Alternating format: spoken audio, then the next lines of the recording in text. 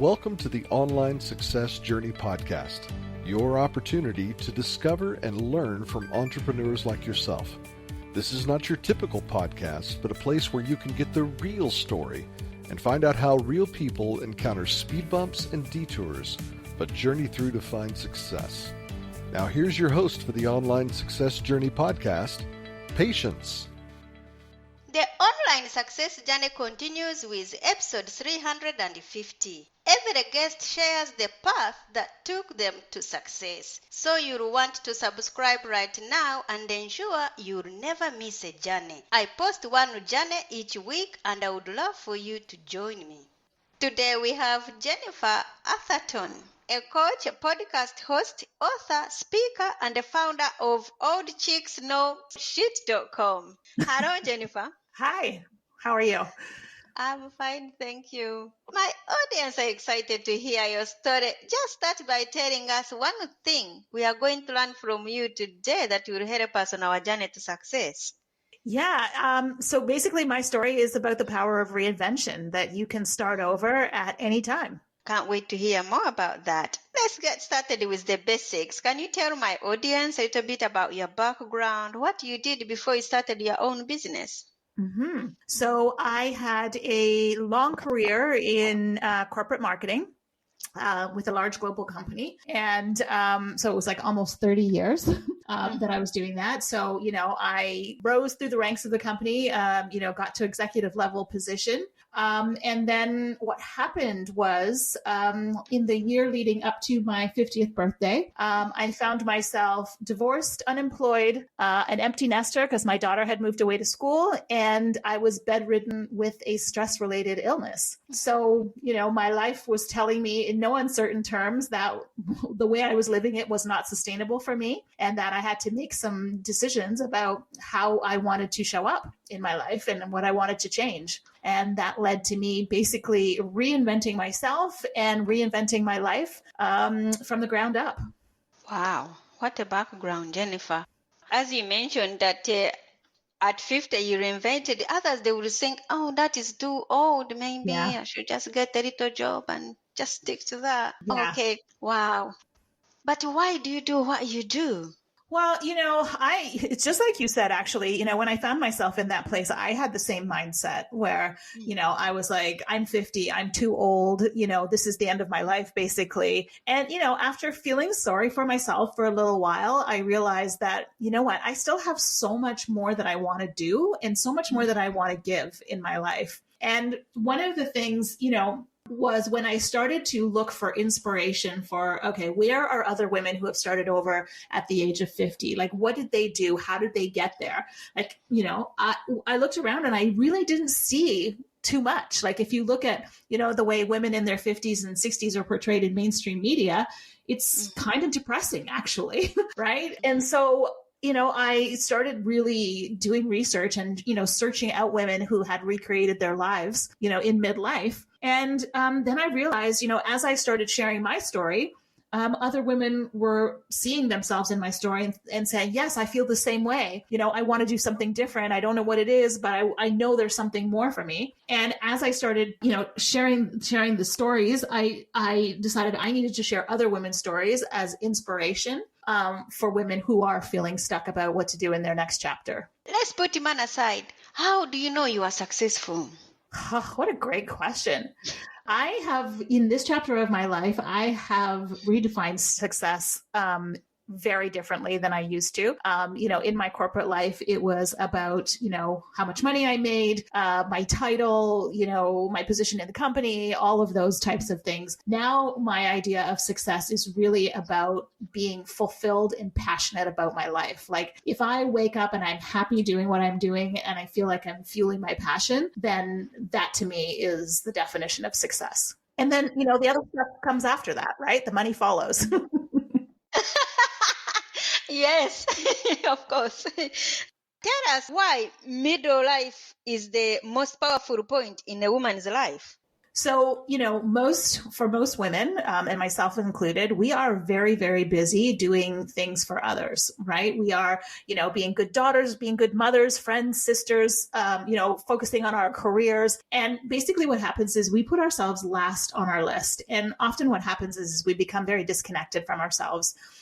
Because we're so busy, like we live very, very busy lives. And, as you come into midlife and the demands of your family are maybe not as much, and you have a little bit of more time and space to focus on you, and start tuning into your passions and the things that you want for your life, we really, truly, with all of the knowledge and wisdom and life experience, have the power to create whatever it is that we want at this particular time in life. And, most often in our society, women are judged by, our ability to have children or how we look and, the things that we do for others. And coming into midlife is the time where it's no longer about what we do for others. It's about what we do for ourselves and nourishing ourselves. And, a lot of people dive into spiritual development or personal development at this time. And this is really a chapter where it's all about focusing on what matters to you. Tell my audience about the magic moment, the day it suddenly all went right for you. The day it suddenly all went right.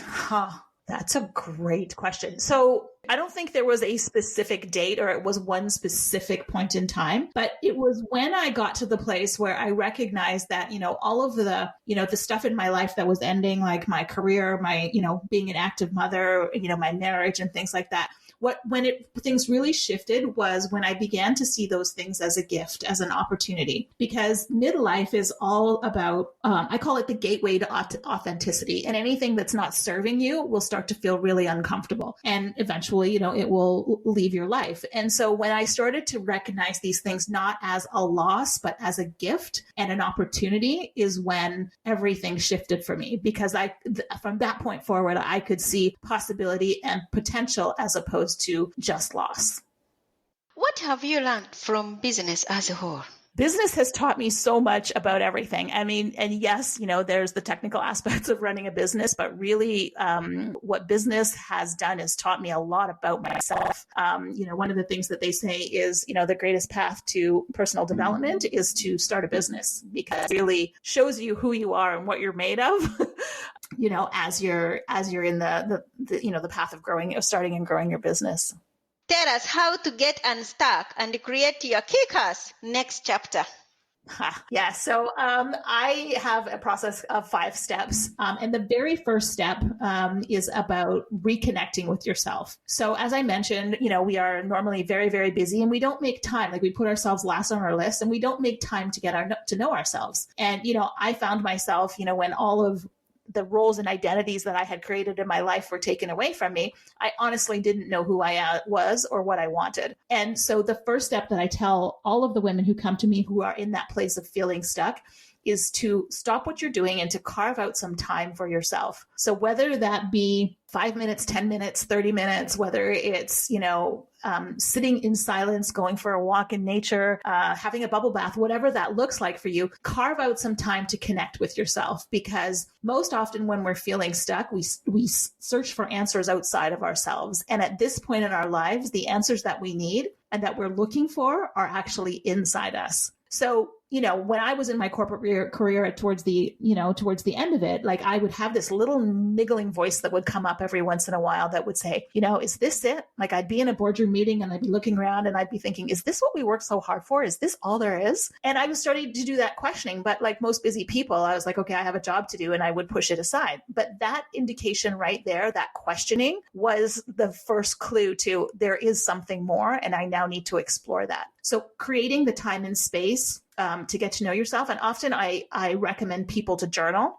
get a notebook and just start writing down random thoughts, ideas, and things that come to you. Because often when you start writing, things come out, that you're like, oh, wow, I didn't even realize that was in there. And again, those are clues to who you are and what you want. And that's what's going to lead you to your next chapter.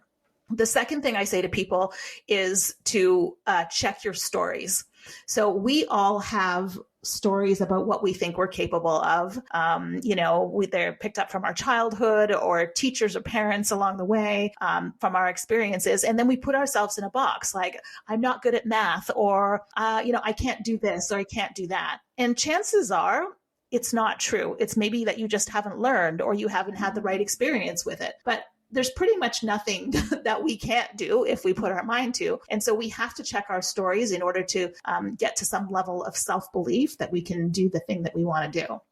The third thing I say to people is to dare to dream. So when we were kids, we daydreamed a lot about our lives, like what we wanted to be when we wanted to grow up. And we would create these, elaborate visualizations in our heads. But, parents and teachers would tell us, stop daydreaming and get back to work. And then we lost the ability to dream. And so I encourage women to start, create a visualization in your mind about what does your perfect day look like as a place to start? Like, what would you be doing? Who would you be with? And then, if there's a little seed of an idea or a dream that you have, allow it to expand in your mind. Create the visualization of what that would actually look like. Because one of the, our subconscious brain doesn't know the difference between real and imagined. And so when we've already imagined something in our minds, our brain actually thinks we've already done it. And so when we actually go to physically do that thing, we're less likely to have, all of the fears and limiting beliefs thrown at us. So, because, when you step out of your comfort zone, your brain tells you 99 reasons why you can't do the thing that you're going to do. It's a way to kind of short circuit that a little bit. And it just gives you, it's like punching in the destination on your GPS, right? Like if you didn't have the destination, you could just drive around in circles and not know where you're going. But if you have a vision of what it is or where you're going, it serves as a compass for you. The other fourth thing I say is tiny steps lead to big things. So we typically have an all or nothing attitude in that I need to be doing, taking massive leaps and bounds and doing, everything to get to that place. When the reality is most big life changes are made in tiny little increments. And so I ask my clients, what is the tiniest step that you can take today in the direction of the thing that you want? And again, it's another way to kind of short circuit the fear mechanism in our brain by taking small steps. But the accumulation of small steps over time actually is really, really powerful. And then before long, you look back and you're like, wow, look how far I've come, one tiny step after another. And it also creates momentum, right? Mm-hmm. And then the last thing I tell people is not to do it alone. When you're on a journey of reinvention, it can feel like, you're looking around you and, look like everybody else is going on with their life, and it can feel very lonely. But when you get in with a group of like-minded people or a community, or even if it's close friends or family that you can share your dreams and ambitions with and who will support you along the way, there's so much power in that. And I know for myself, I will say it, I see it with my clients, and I know it for myself, that I would not be where I am today if it wasn't for being part of communities and coaching groups and things like that helped me, stay the course when things got hard, that, would reflect back to me their belief in me and the belief in my idea on the days that I was really struggling with it. So having that community to support you as you navigate, this journey, because, it can be difficult. It can be uncomfortable. So having that community, I think, is incredibly important. Oh, thank you. If you could rerun the first year of your business, what would you definitely know to do? I would not be so afraid to be seen. Yeah, I remember the first time. So early on in my journey, I felt very called to writing, and I wrote, and I remember the day that I published my first blog. I was so scared. It took me 3 days of sitting on my hands to not, go in and delete it, because putting myself out there into, on the internet felt ridiculously scary. And, now I do it every single solitary day, but it took me a long time to summon up the courage to do that. So I probably would have, done it sooner. But, we all have this fear of judgment. Like, what are people going to say? What are people going to think? And the reality is, when it comes down to it, people are not thinking about you as much as you think they are thinking about you. And so I probably would have been more visible much earlier. What is one thing that has contributed to your success? I think the number one thing that has contributed to my success is to keep on learning, to be on a path of growth and to be on a path of personal and self-development, being willing to step into things that are uncomfortable and to learn and grow from those situations. It's like fear never really goes away. We just get a lot better at managing it. And so, now I am a lot less like fear doesn't hold me back as much as it did, because I'm just willing to continue to step forward and to get through the uncomfortable part, right? Like whenever you begin something new, whenever you're learning something new, it can feel really uncomfortable, right? Especially, when you're an adult who's had a career and you've done very well in your career and you're considered an expert in your career, starting over and learning something new feels extra hard, right? Because you're now at the novice, you're not at the expert level anymore. And being okay with being in that place and learning is, I think, critical for all of us, no matter how old we are. What grounds you?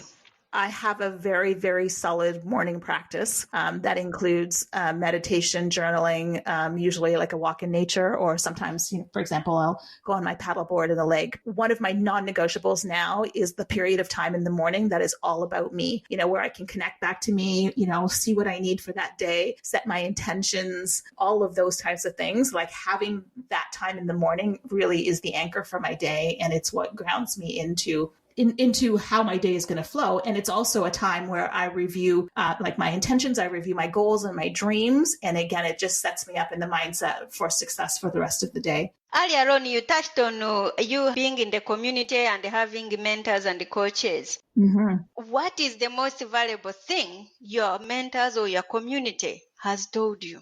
I think the most valuable thing about having, a mentor, coach, or a community is them being able to see you objectively. Like we can't see ourselves objectively. And so when they can reflect back to you what they see in you, it's incredibly important because, like, especially when we might be struggling with something, we're in the tough part of growing our business, and we can get very down on ourselves, right? We can beat ourselves up, and, to be able to go to a group or a coach and have somebody say, yeah, but you're really, look at all the amazing things that you did last week. And look at this thing that this challenge you conquered, just to remind you that, what, you're actually doing okay. You're doing a lot better than you think. So reflecting you back to you, I think, is one of the reasons that I will always either have a coach or belong to a mastermind group. It's something that I cherish, and it is definitely a contributor to my success. Tell us how to not get burnt out. Oh, how to not get burnt out. I think one of the reasons for burnout is when we are pushing against something that maybe is not aligned with us, or, goes against our values or who we are as a person. And, a lot of that happened to me in the corporate world, where I was go, do. It was all about accomplishment and achievement. And I was ignoring the signs from my body because it was all about the goal. And I think when you are doing work that you are passionate about, like, you might be working equally as hard, but when you're following your passion, you're actually filling your cup up as opposed to depleting it when you're doing something that doesn't feel good to you. So I think finding the work or the business or the way of running your business that feels really good and true and authentic for you or having a purpose that is pulling you forward will prevent you. You might not work any less, but you will be filling your cup as you go forward, and you'll be less likely to get burnt out. Do you believe in a 4-hour work week? Yes, absolutely. That's one of the things that I have created in my life is a lot more balance of, the work that I have to do, which I actually, to be honest, I don't really consider work because I love doing it, but creating time, very intentional time for work, heads down, doing the things that I need to be doing, and then carving out time for pleasure and play, and, things that are outside of my business. Because often what happens is, when you're two heads down in your business, you can't see the forest for the trees. And sometimes, I'll be working on a writing project and it won't, it'll be like really, really tough. And, I'm struggling through it. And then I'll decide, okay, I'm just going to go for a walk in the forest. And, halfway through my walk in the forest, the thing that I was struggling with, literally just pops into my brain, and the whole thing writes itself within, 15 minutes. And so carving out those times that give your brain space, to breathe and that bring you pleasure, I think are incredibly important. And so whether that time is, the 4-hour work week, some weeks it might be 4 hours, some weeks it might be 12 hours or 20 hours or 40 hours, but creating whatever balance between work and pleasure, I think is critically important for all of us. What is one thing no one knows about you? One thing that no one knows about me. No one knows about me. Wow, I'm pretty open. I've discovered myself to be a very highly creative person in this chapter of my life, but I am also a real data geek. I love spreadsheets. I love numbers and facts. I love measuring things. And so, behind the scenes of my creative endeavors, writing and podcasting, I am, nerding out on the numbers and measurement. And especially when it comes to things related to health, like biohacking, measuring my sleep, tracking my exercise, like all of those types of things. Yeah, I can really nerd out on those. Wow, thanks you for sharing. Let's talk about your business. Tell us, who is this business for? So my business is all about inspiring midlife women. So generally I work with women 45 and up, inspiring midlife women to see themselves as powerful, to be able to chase their dreams, and create a life that they love, right? That feels a lot like exciting and inspiring to them. And so I do that through the podcast, but I also do it, through my one-on-one coaching, and then also through my group coaching as well too. So women who are feeling stuck, like for example, you might be in a career right now, you're feeling stuck, you want something more for your next chapter, but you're not sure what it is or how to get there. Those are the women who end up coming into my programs. And how can we connect with you? So I am on Facebook and Instagram at Old Chicks Know Shit. So that's KNOWSHIT. And then there's also the podcast of the same name. And I also have a free Facebook group that is also the same name. And my website is oldchicksknowshit.com. So you can find me on all of the places at Old Chicks Know Shit. Wow, thank you. There will be more from Jennifer in a moment. If you are listening to this on a podcasting platform and you're encouraged by Jennifer's journey, please go to our website at onlinesuccessjourney.com. In addition to the amazing free content, you can work direct with me. Check out my course, Success: How to Set Goals and Double Your Productivity, a course for achieving success in work and life, when you visit onlinesuccessjourney.com. The site has a ton of audio clips from hundreds of successful entrepreneur guests' journeys, all there to help you find the path to your own online success journey. Check it out. That's onlinesuccessjourney.com. Now, Jennifer, I would love for you to share more with my audience if you're up for it. Sure thing. Thank you. Do you watch movies or read books? Both. Time and place for both. Which one is 10% and the other 90%? I would say audiobooks are my most consumed media. Tell us, what is your favorite book that has some relevance to being an entrepreneur? I just finished reading Bob Proctor's latest book called Change Your Paradigm, Change Your Life. And it was so good. There was so much in there that resonated for me. I think everybody who's an entrepreneur should read it. It's really powerful. If your business was down to its last $100, how would you invest it? Down to my last $100. I would have to say I would probably invest it in in creating content. So whether it would be a podcast episode or something that basically would showcase my business or showcase an offering, to create an offer and put it out there, that's probably what I would do. What is the best business book you have ever read? Yeah, I would say... actually, here's my favorite business book. It's Thrive by Adriana Huffington. If you are going to keep a note to yourself in your handbag every day, what would be written on it? A note in my handbag to myself, it would just be, you are a powerful creator. What is your next chapter?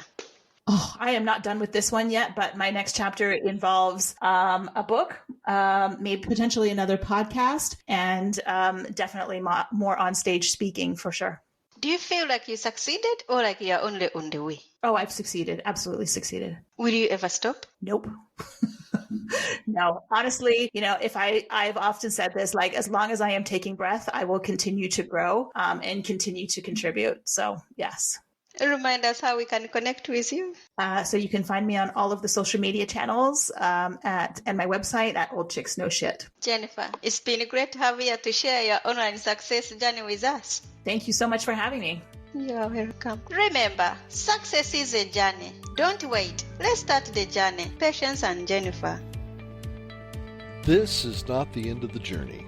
We hope you've enjoyed listening to Patience and her guest and want you to know that there are hundreds of episodes available at onlinesuccessjourney.com.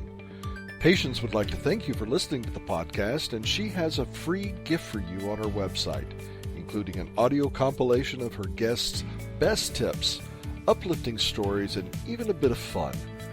Additionally, there are special clips of over 250 episodes that have never aired on the podcast and are only available to members of the Online Success Journey.